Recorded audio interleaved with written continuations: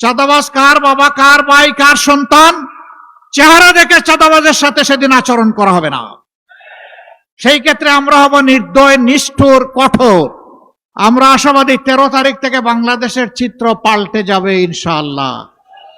সে নির্বাচন সেই ফলাফল বার্তা দেবে যে এরা কোনো চাঁদাবাজি করে না এবং কোনো চাঁদাবাজি বরদাস্ত করবে না। সাথে সাথে 90 ভাগ চাঁদাবাজের হাত অবশ হয়ে যাবে। বাকি 10 ভাগ যারা থাকবে ওদেরকে বুঝাবো, বুঝ না মানলে যা করা দরকার তাই করা হবে ইনশাআল্লাহ। কারো মুখের দিকে তাকাবো না।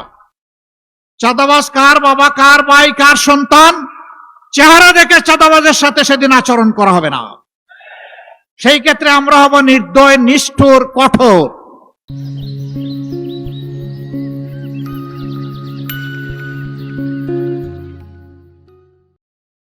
দেশের জনগণকে বাঁচানোর স্বার্থে, চাঁদার কবলকে থেকে মুক্ত করার স্বার্থে।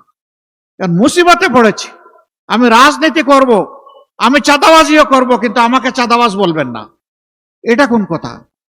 তাইলে আপনি চাঁদাবাজি ছেড়ে দেন, আপনাকে কেউ চাঁদাবাজ বলবে না।